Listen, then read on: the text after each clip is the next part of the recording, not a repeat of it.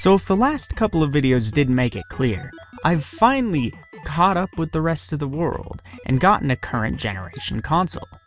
Honestly, I'd have gotten a PS4 back in like May, but I wanted to see how long I'd have to wait for the PS4 Pro. Might as well get the superior version of the console if I can, right? So now that I've spent 2 months with it, I figured I'd lay out my thoughts so that they may help anyone who's on the fence about purchasing a Pro. First things first, just the addition of the extra gigabyte of RAM for background tasks and the ability to connect to a 5 GHz internet signal are worth the extra money alone.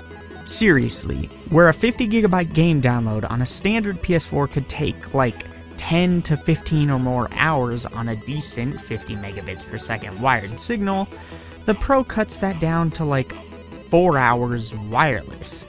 I experienced that firsthand with a game that I'll be looking at for the channel very soon. Meanwhile, the extra RAM allows the whole system to work a decent amount smoother when you've got a lot of things going on besides just your game. It also allows for capturing of 4K screenshots and 1080p 30 frames a second gameplay, where the base model is limited to 720p capture and 1080p screenshots. I wanted to get all of that out of the way first because, seriously, that 5 GHz connection finally makes downloading modern games a pleasant, passive experience, rather than a test of patience. I can also imagine that it makes competing online a much better affair, since you're almost guaranteed to have a better connection than most of the people you'll play against. That being said, every Xbox One also has access to such a connection, which was a great choice. And the slim PS4 also has this ability. The new PS4 controller design is essentially the same as the old one, other than some slightly different colors and a slit of clear plastic in the touchpad that allows the light bar to shine through. I immediately turned the brightness of this down, not because it was too bright, it actually wasn't a bother whatsoever. I was more afraid that the light bar would eat through the controller's battery super quickly. I'm not sure whether the PS4 controller battery had been improved before now, but they're really great at this point. This controller easily lasts as long as my PS3 controller, around 10 to 12 hours at least from a full charge. I've heard horror stories from before you could turn the light bar brightness down of controller charges being Wii U gamepad levels of pathetic. Not the case here and now. Unfortunately, the Pro is missing a 4K Blu-ray drive. Oh wait, I don't care about that. This drive, nor 4K Blu-ray discs, could be used for games, since you'd either have to sell 2 different versions of the game, or package each one with 2 discs, neither of which are practical. Not like Pro games have huge amounts of extra assets that wouldn't need all the extra space anyway. Meanwhile, 4K Blu-ray movies are kind of failing. The Blu-ray players are expensive. The movies are absolutely outrageous. Not enough people have televisions to take advantage of it. Few movies are shot with 4K Blu-ray in mind. And most importantly, people aren't buying them. Most people want content streamed, even if quality takes a hit. So why raise the price on the Pro for a peripheral that realistically has no tangible use to nearly anyone? Everybody's complaining, and yet nobody has bought a 4K Blu-ray player. I wonder why. Now onto the meat of what everyone wants to know. How loud is the console? Nah, I'm kidding. It makes noise if you're curious, but I don't know how loud it is because I couldn't be bothered to pay attention. Outside of insanely loud consoles like the slim PS2 and such, I've never even been the slightest bit concerned with how loud my consoles are. I tune the sound out before it even kicks on, honestly. Quick note, the console also seems to expel heat rather well. One thing you can hear is the fans kicking into high gear when you switch to a higher spec graphics mode. And that's what you all really care about, yeah? I mean, it's what I cared about the most, the graphical and performance benefits. Well, I've already established in a previous video that making a mid-gen console that requires its own game ports is a really, really stupid idea. Make it too much work and the devs will pick one SKU over another. Either base model owners will get shoddy ports, or high-end model owners won't get to see their extra power fully utilized. This is a huge problem the Switch is guaranteed to have, since it's clearly so underpowered. And if the Switch's base adds power to the handheld portion, it'll be even worse because developers will have to make 2 down ports for one system. Even if the console sells like hotcakes, I guarantee you it'll have the same fate as the Wii.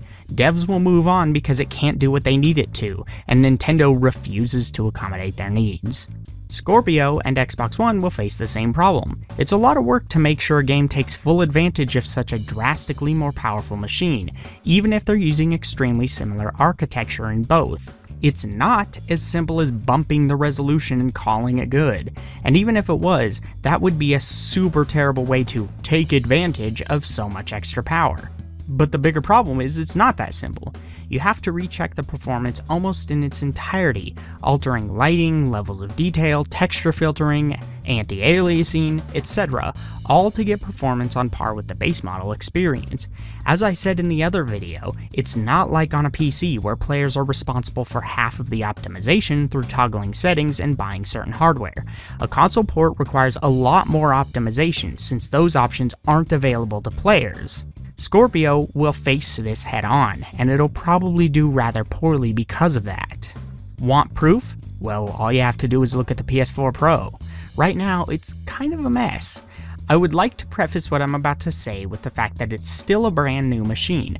Most of the games that support it at this point have been patched after the fact, rather than being made with the console in mind all along, so things could and probably will get quite a bit better, but as they are now, they're rather disappointing.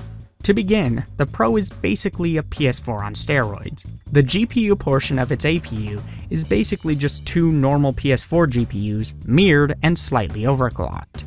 Its RAM is the same RAM, just with a boost in bandwidth. Its CPU is the same, just with a 30% overclock. Now this can do a lot to brute force better performance in visuals. Instead of 900p or 1080p, you're looking at 1600, 1800, or even a full 2160p on rare occasion. But that still has its limits, so a smarter approach must be taken. In comes checkerboard upscaling and temporal upscaling.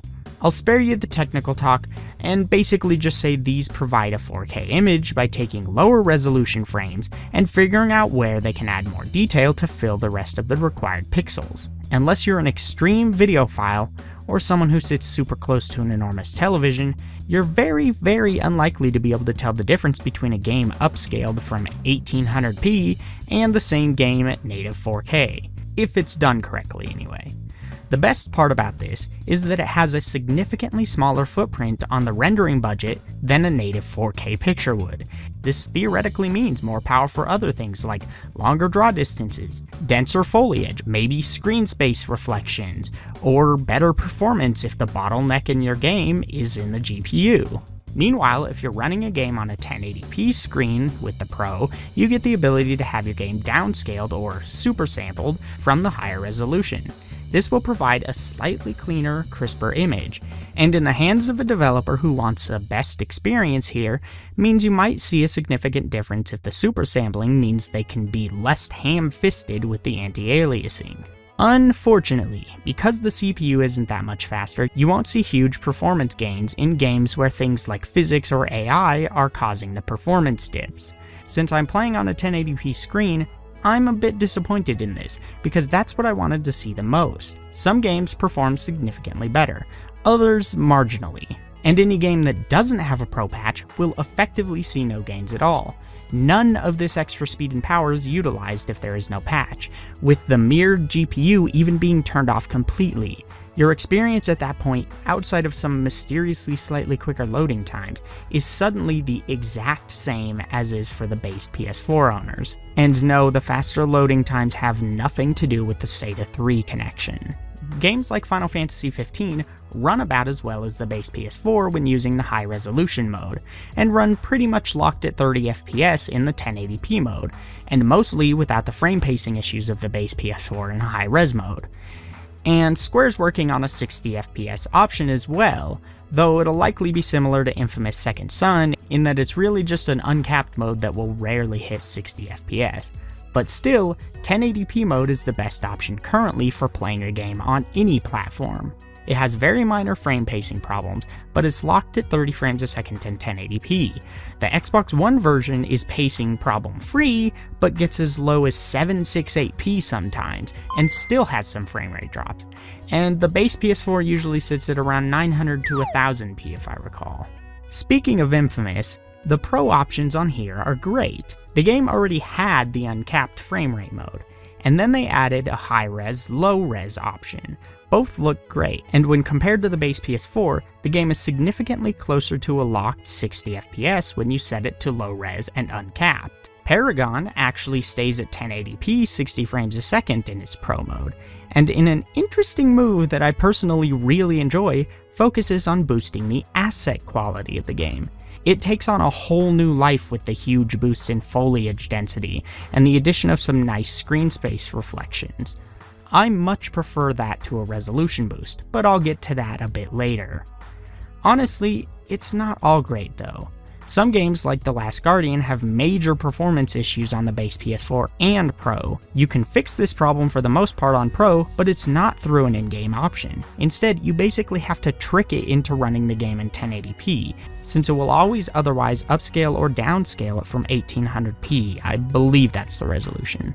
Watch Dogs 2, despite this being against Sony's guidelines, actually runs worse on the Pro because it's completely locked into a higher resolution mode, so the frame rate takes a hit because it wasn't optimized properly.